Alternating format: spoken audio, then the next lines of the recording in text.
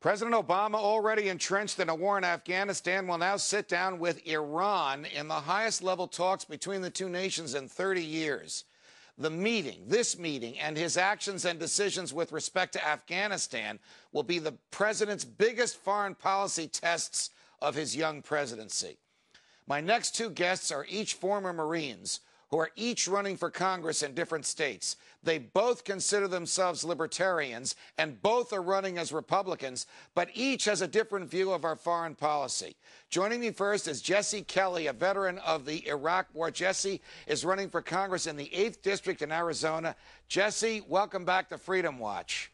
Thanks for having me on, Judge. It's great to be here. Thank you. And I look forward to seeing you in Tucson in a couple of weeks. Jesse, you as well. What is it about the Iraq War that made it moral or that made it legal that people who believe in the Constitution can have honest disagreements about it? Well, the Iraq War is a touchy one. To be honest with you, I try to stay away from ever debating the merits of the Iraq War. It was sold to the American people as a war to prevent Saddam Hussein from possessing and using weapons of mass destruction. Now, those were not found. We did liberate 27 million people from a tyrant.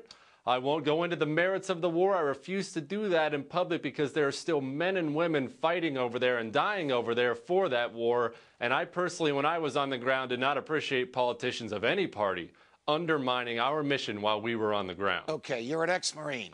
You're still Yes, a Marine. Sir. I know the saying, once a Marine, always a Marine. I respect that and understand it. And my hat goes off to anybody that puts themselves in harm's way, as you and your colleagues have done.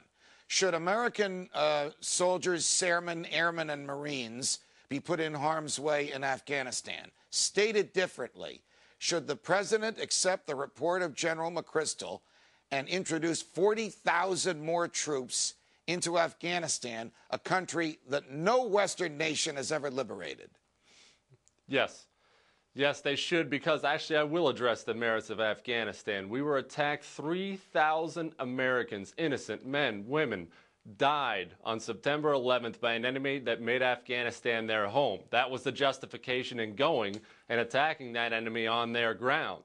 Now that we're there, we must win that war. We have to win our counterinsurgency operations right now, because if we do not, the experts, including General McChrystal, back up the fact if we pull out now, or if we slowly pull out, then what will happen is it will instantly become a terrorist haven again, and 10 years from now, I worry that more buildings will fall, another subway will get blown up, something else will happen in this nation, and we'll have to go through all of this again. We need to give them the tools they need. Jesse, you're a libertarian. You're faithful to the Constitution to its core.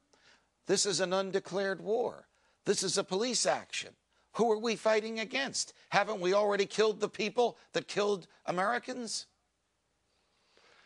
Yes, we have, and the Taliban are there, and they're ready to do it again. It's not as if we've killed the only people in this world that have made a commitment. These people have made a commitment across the world to kill Americans. That is what they live for, is to come over here on our soil and kill Americans. You're right, it was an undeclared war. I want a congressional declaration of war, but I also believe it's part of the federal government's duty. Now they way overstep their duties everywhere else. It's part of their duty to provide for the common defense. I don't believe that providing for the common defense means staying here at home. Sometimes that means meeting the enemy on his ground and defeating him before he comes home and takes innocent lives. Jesse Kelly, thanks very much for joining us.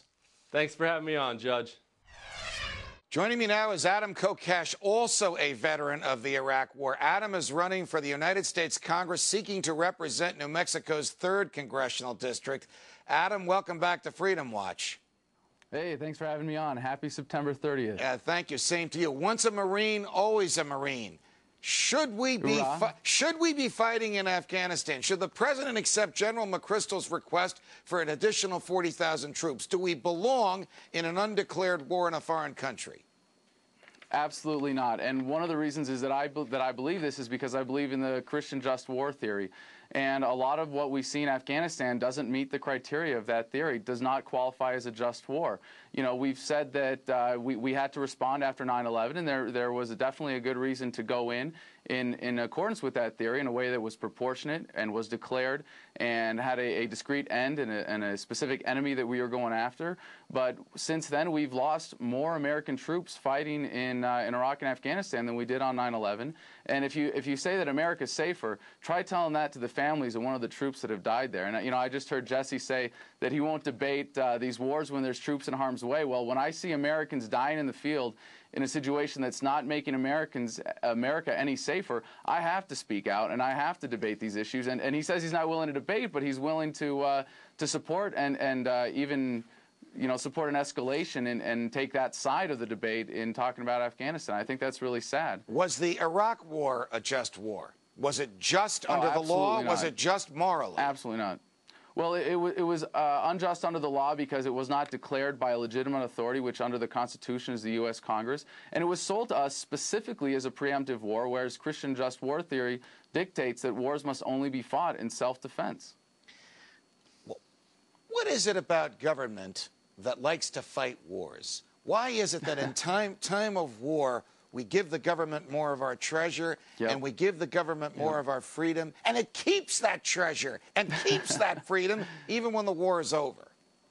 Well, I think being a pro-war libertarian is a great contradiction because war is the health of the state, and we see it today. We see it as it always has been, and, you know, we see it from what Major General Smedley Butler said: war is a racket in which the few profit and the many pay. It's as true today as it always has been, and that's why I'm running for Congress. That's why I'm glad to have the support of people like you. You know, today is September 30th. It's the end of the quarter. It's a very important time. It's the first reporting quarter for the FEC where we're going to be filing something, and we got a money bomb going on today that our supporters have declared. It's really important for our strategy that we make our goal of $100,000 today.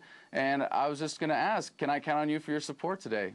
I think there's a lot of people listening to us from whom you can count on support, and you know that my heart is with you, Adam. Thanks very much for joining us. Thank you, Judge.